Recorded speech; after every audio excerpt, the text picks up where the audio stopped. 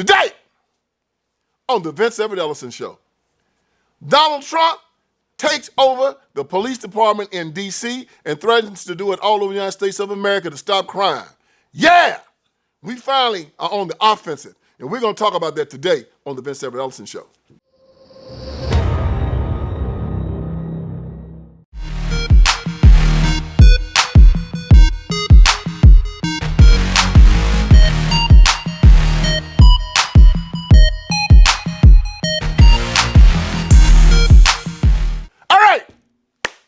This thing started. I told you that Donald Trump watches my show. I know what y'all saying. Donald Trump don't watch your show, Vince Ellison. You tripping. You crazy. Vince Ellison crazy. No, lost his mind. Donald Trump don't watch that show. I got proof. All right, call me a lot. Last week, I said Donald Trump needs to take that Martin Luther King monument or bust out of the Oval Office. Because I've been hitting Dr. King hard for the last year. You know what he did? I did a show on it. He took it out. I was on Newsmax. Well, last week, I did a story, and I was talking about the crime and how they beat up that white couple in Cincinnati. And I said, Donald Trump needs to take the National Guard and go into these cities and lock these little thugs up. I don't care if they're black. I don't care if they're white. I don't care if they are Hispanic. I don't care if they're Jewish. If you're out there jumping on people, breaking the law, lock their behinds up. So Newsmax, the people at Newsmax saw my show. I talked about Carl Young saying that the chronic victim cannot be trusted. And the Democratic Party does nothing but create chronic victims. So Newsmax asked me to come on and talk about this. I did. And I said on Newsmax, and you can see it right here. And, after the attack, Ohio Senator Bernie Moreno, he proposed Hawley's Act. The act seeks to raise the bar on minimum sentences, minimum bail requirements, ending this revolving door of justice, before people are, they're charged with assault. Should they be charged with attempted murder? This woman almost died. Yes, they should. I worked as a correctional officer for a very long time, for about 5 years. And I got a chance to know very, very violent men. And some people, the only place for them is prison. You cannot rehabilitate them. You cannot talk to them. You cannot change their minds. And the Democratic Party has created a class of people who are completely antisocial and dysfunctional. You can turn on TikTok and Instagram and Facebook and X and see them all day long, fighting, killing, raising hell, looking crazy, acting up, and you can't reason with them. The only place you can do with them now is lock them up and then try to build another, better group that are younger than they are and maybe educate them to act like American citizens. Because this group, this dysfunctional inner city crew, is rotten to the core. And all they do, like animals, they go out and hunt every night, trying to destroy and trying to take. We saw them with the snatch and grabs, with all the rioting, all the killing. It needs to be stopped. And the only way that's going to stop is for Donald Trump to do what he's going to do, and that is put the National Guard out there, put them on the street, and start locking these people up. You can see why I said Donald Trump needs to send in the National Guard and lock these jokers up. And on Monday, I turned on the TV, and this is what I see. I'm announcing a historic action to rescue our nation's capital from crime, bloodshed, bedlam, and squalor, and worse. This is Liberation Day in D.C., and we're going to take our capital back. We're taking it back. Under the authorities vested in me as the President of the United States, I'm officially invoking Section 740 of the District of Columbia Home Rule Act. You know what that is? And placing the DC Metropolitan Police Department under direct federal control, and you'll be meeting the people that will be directly involved with that. Very good people, but they're tough, and they know what's happening, and they've done it before. In addition, I'm deploying the National Guard to help reestablish law, order, and public safety in Washington, D.C., and they're going to be allowed to do their job properly. Donald Trump standing there saying he's taking the National Guard, bringing it into D.C., and it's going to shut the crime down. Oh, and the people in D.C. lost their mind. Now think about how reprobate your mind got to be. You got jokers fighting, killing, raising hell. Little children are getting shot because they outside trying to play. See, Trump got mad because this congressional staffer was out,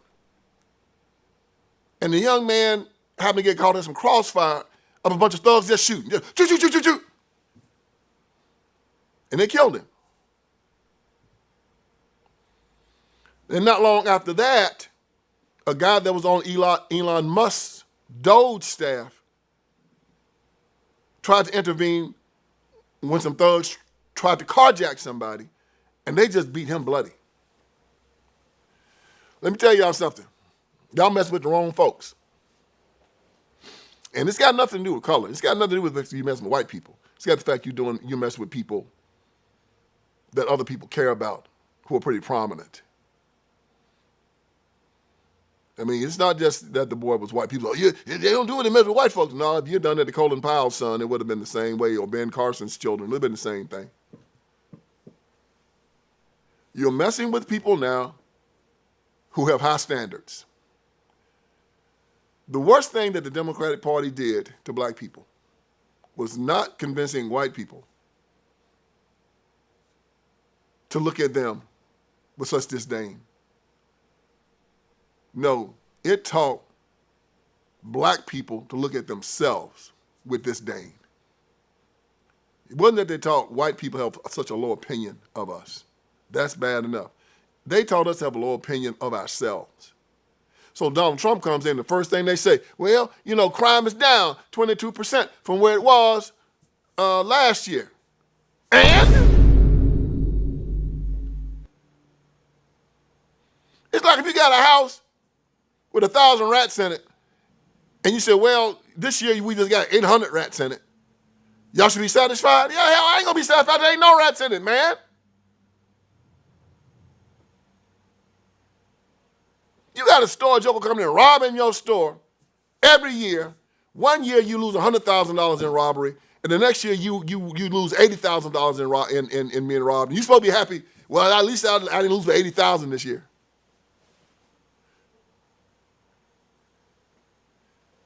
You got a dude that's whipping the hell out of you 10 times a year. He just, every month, he just beat the hell out of you. Well, he beat you up 12 times last year, and he just whipped your ass 10 times this year, and you're supposed to be satisfied with it. Well, he just whipped me 10 times this year. People with standards are going to say, you're going to stop. I don't want any rats in my house, and you're not going to be whooping me. No percentage of crime is good. And you have people in D.C. that are so reprobate.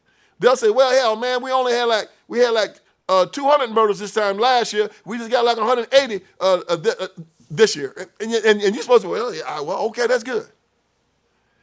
Boy, you talking about a reprobate mind. But you know what? Donald Trump comes in, and Donald Trump will be like me. Man, you got ambassadors from all over the world coming to D.C. You got the most powerful people in the world coming to D.C. And then they go back home and say, man, D.C. is a dump. You got homeless people sleeping everywhere. You was fighting in the street, acting a fool. You can't even go out. Now, Joe Biden and Barack Obama, they said, well, hey, you can't expect nothing more out of these people. You talking about the low bigotry, the soft bigotry of low expectations. That is D.C., that's Philadelphia, that's Detroit, that's Los Angeles, that's every big city, because they look at black people and they say about them, what do you expect? They can't do any better, y'all. Donald Trump says they can do better. No, no, no, no, no, no, no, no, no, no, no. I'm not going to look at white cities and black cities and hold white cities up to one level and black cities down to another, and you talking about, you always talking, I won't be judged not by the color of my skin, but the content of my character. You being judged by the content of your character. You've been acting a fool too long. You've been fighting and killing too long. And even though you don't hold any esteem for yourself or any standards for yourself, there are going to be standards held because you are an American. And I'm with Donald Trump. You either hold up to these standards, which are working, being law-abiding, paying your taxes and your bills, and not harming or stealing from your neighbors. If you can't do that, if you want to be out there hustling and fighting and robbing and selling dope and doing dope and making life hard for other people who are working for a living, they'll lock your behind up and put you in jail. I salute. And the Democrats are mad about it, man. I mean, they having press conferences. Why? Because they know they're criminals. See, hit dog or holler, right? So the very people who want to keep the police off the street and the very people that don't want the police to be aggressive are the very ones that are doing the crime. You're shaking up their gravy train. You got two situations going on in the inner cities right now.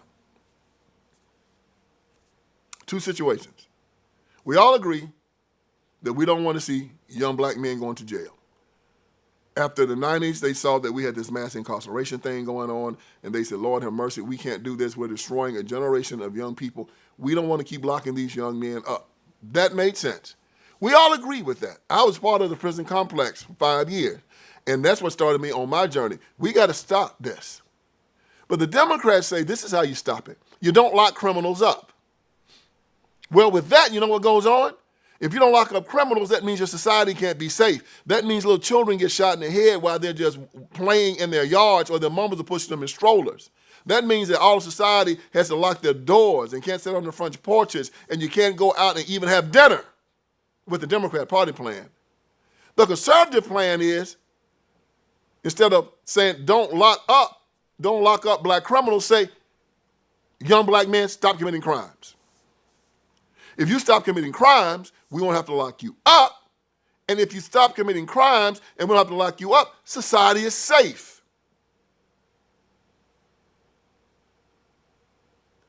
That's what we would prefer. But then there's a third option. Go back to what we've been doing. Lock up everybody that's committing crime, make the citizens and will make the criminals fear the government again.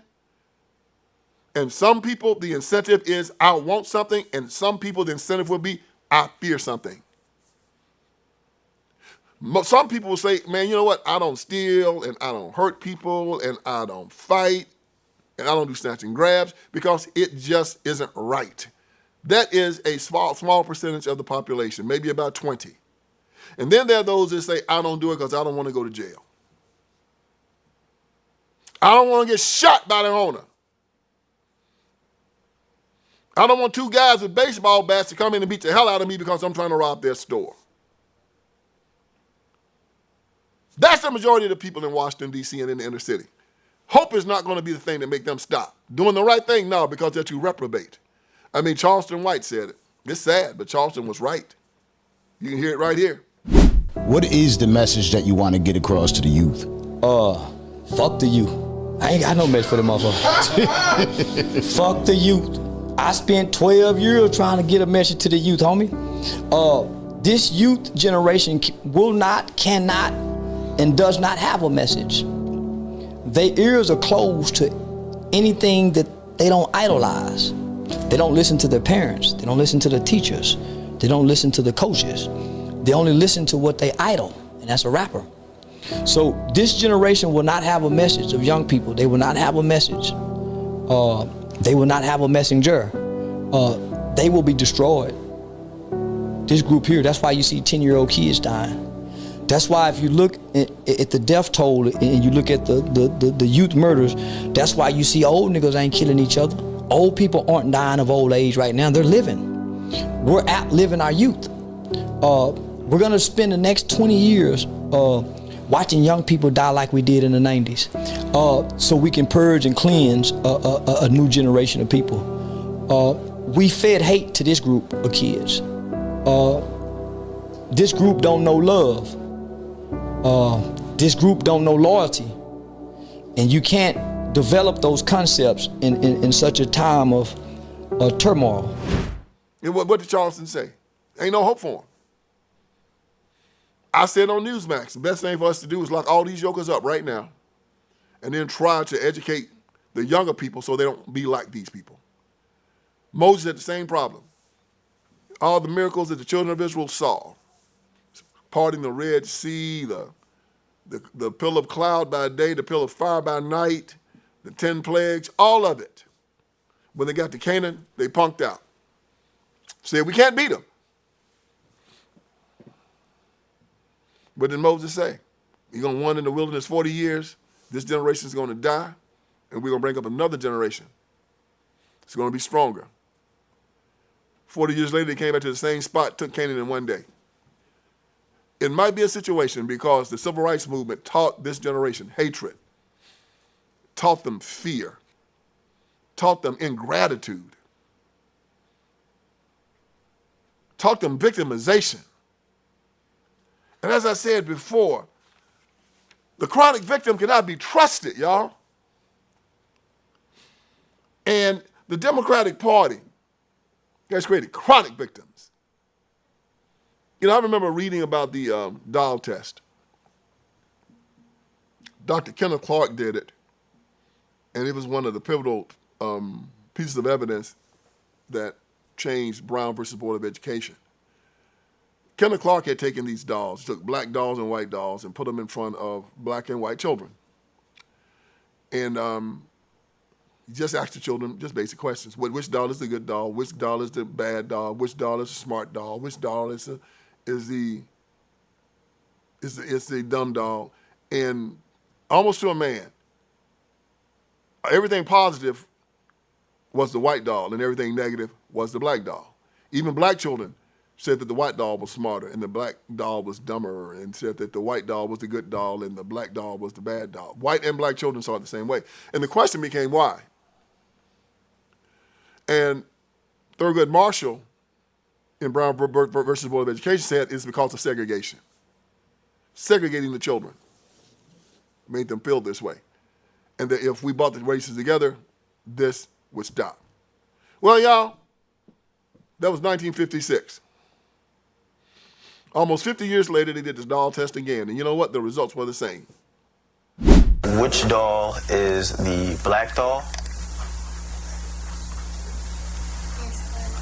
And which one is the white doll? That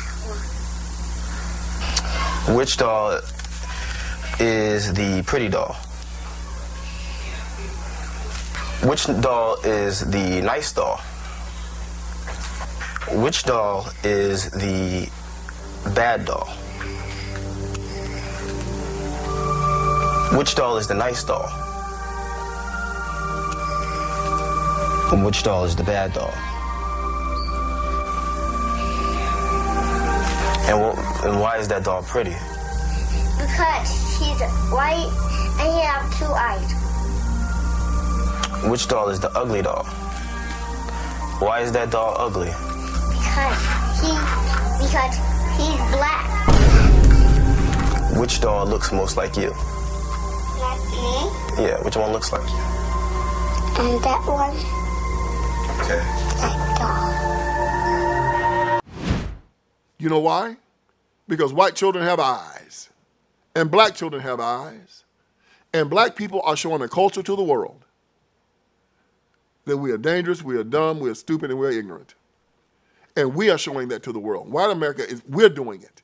Now, white America might be, white liberals might be behind the cameras, might be behind the money, but the people that are showing the image are black people. And you would not get a Jewish American or an Asian American to do, or an Indian American to do what black people do on camera. And then send it all over the world.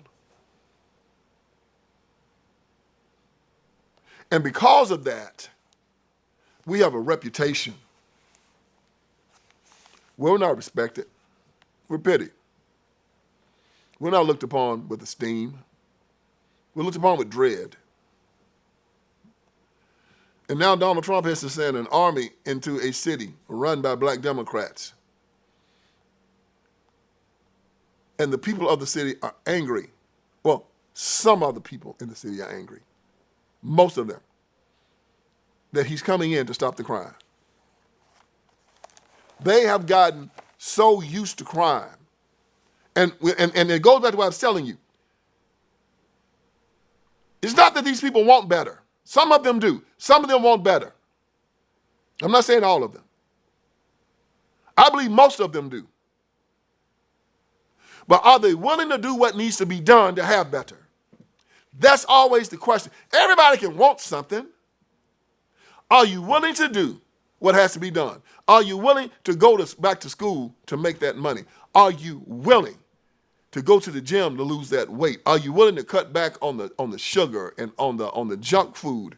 Are you willing to get on your knees and pray every day? Are you willing to forgive? To get up in the morning time early and go to work? That's the question we got for these people in Washington, D.C. Yeah, y'all say you want peace? Let's see how bad you want it. Let's see how bad you want it. You said, what's the solution? It's just locking people up. No, it's a ground-up solution to it.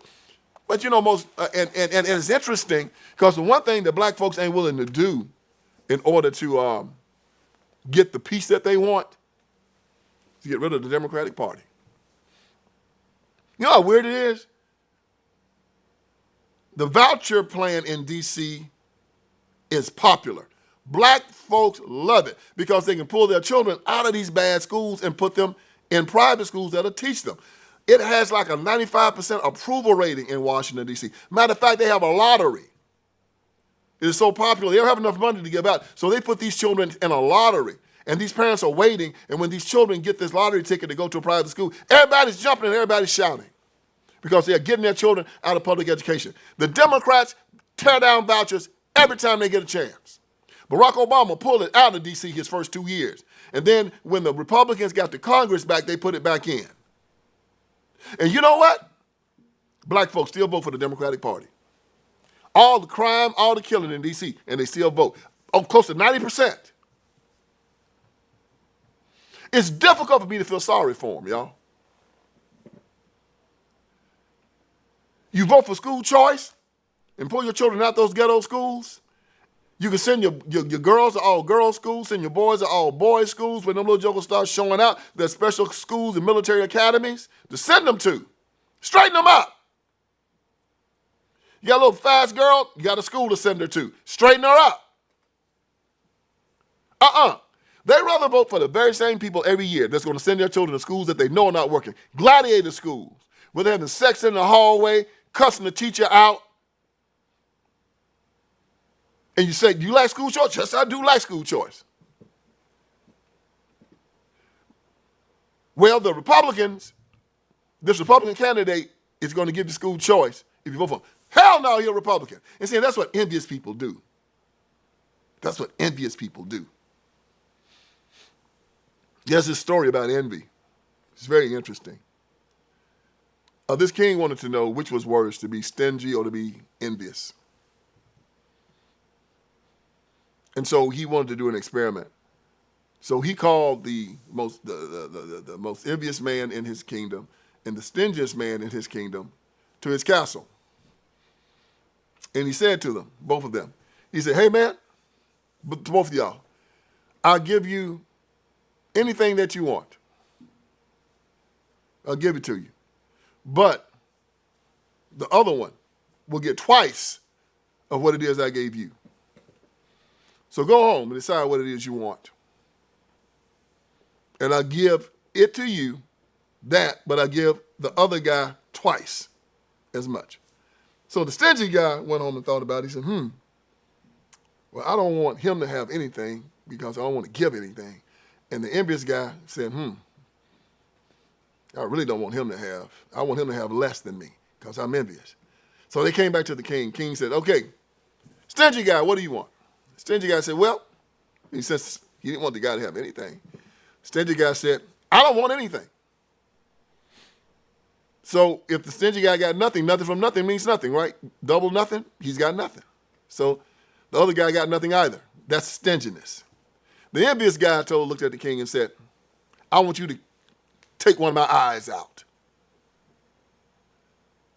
Which meant that he was going to take both of the other guy's eyes and blind him at the cost of his own eye. What's the moral of the story? Envious people will hurt themselves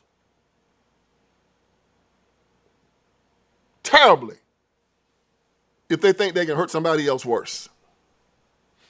Those are the residents of Washington, D.C. and almost every inner city in America. Envy. If white people are going to get it, I don't want it.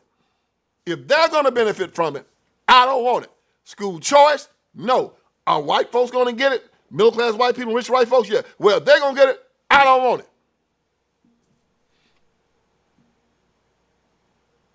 The right to keep and bear arms. Are white people going to get guns also? Yes. Then I don't want no gun. The right to pray to your God. Are they going to be able to pray to their God when they want to? Yes. Well, I don't want to do it. Hurting themselves to hurt white people more.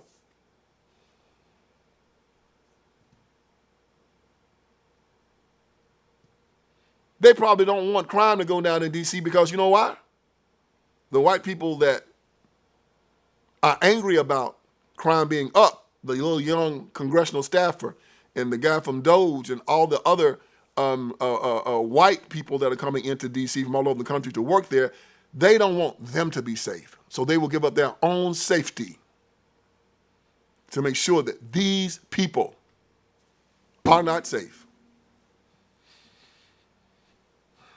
That's the Democratic Party in a nutshell. They will hurt America.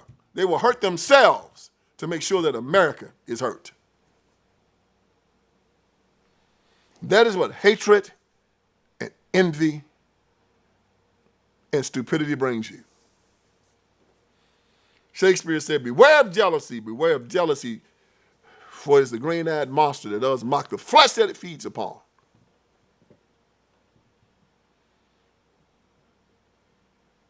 Donald Trump doesn't care about any of that. He lives in D.C. He's tired of looking at the crime. He's tired of looking at the homelessness. He's tired of hearing about little children not being able to walk down the street. He's tired of having to apologize to world leaders when they come to the city.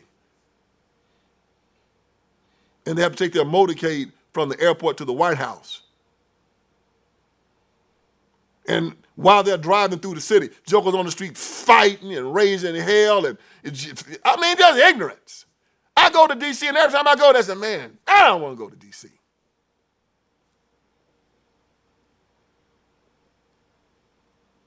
I mean, I don't know. You can go to a 5-star hotel in D.C. and come out, as soon as you step out on the street, it's two jokers out there fighting. Man, I've had to put on my Duke so many times in D.C. and man, you better back up or I'll knock you out. Man, yeah, you got to be ready to go when you go to D.C., man. You got to make jokers know you better back the hell up, man. I ain't playing with you. Even if you ain't got nothing, you got to go in your pocket like this and just say, what? You better back up. Get on that metro if you want to. You don't think somebody to grab something and run on one of those trains right before the door closes and slide off? Well, like me, Donald Trump is tired of it. Democrats don't care because the Democrat heaven is the American hell. If it is nice, the Democrats don't want to live there. They are comfortable in ghettos. If they ain't hearing gunshots, they think something's going on. If you ain't shooting up, something's going on. If they're not an abortion clinic or a gun shop or a liquor store, they get nervous. Things are too nice around here. They'll say, whoa, what the hell going on around here now? White folks must be moving in. Gentrification. So I'm glad Donald Trump's rolling in. I'm glad that Donald Trump is going to teach these jokers how to run that show. I'm glad that he's going to take over the police force, bring the National Guard, because DC can't hire enough police. I think they got like about a 500, 800 cop deficit in DC. Can't hire nobody to work in the city no more. People the hell with it, man. I ain't got no time. People out there spitting in your face. You arrest them, you let them out the next day. They're on the street, you know, cussing you out. That's all about to change, y'all. So you people in DC right now, y'all be all you can be. I want you to get out there in them streets and start showing y'all asses, because I want to see the National Guard and ICE beat the hell out y'all, throw you in the paddy wagon. Hey, I might see if I can join ICE. Just work with ICE on the weekend.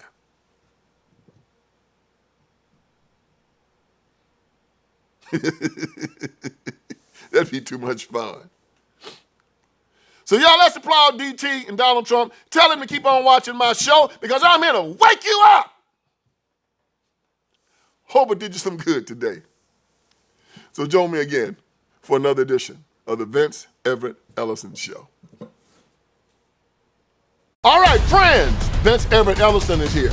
I want you to go to my website, and on my website, you're going to see a lot of great stuff, man. You're going to see that we got t-shirts, we got caps, you got my books, my documentaries, you got all kinds of stuff on VinceSpeaksTruth.com. Go there. We're dropping new t-shirts, we're dropping new merchandise. My new book, The End of Tolerance, is there. The End of Tolerance. Make sure you get it, make it #1. If you got my first 3, get The End of Tolerance. It's just as good. And it's telling us we have to end our tolerance with these leftists, these Democrats. We can no longer allow them to sexually groom our children. We can no longer allow them to castrate little boys and call them little girls, run God out of the public square, take away our guns, take away our sovereignty. No longer allow it. So go on VinceSpeaksTruth.com. That is VinceSpeaksTruth.com. Hit merchandise. You'll see the t-shirts. You'll see the caps. You'll see the books. You'll see the documentaries. You'll see it all. And let's keep this ball rolling. God bless you.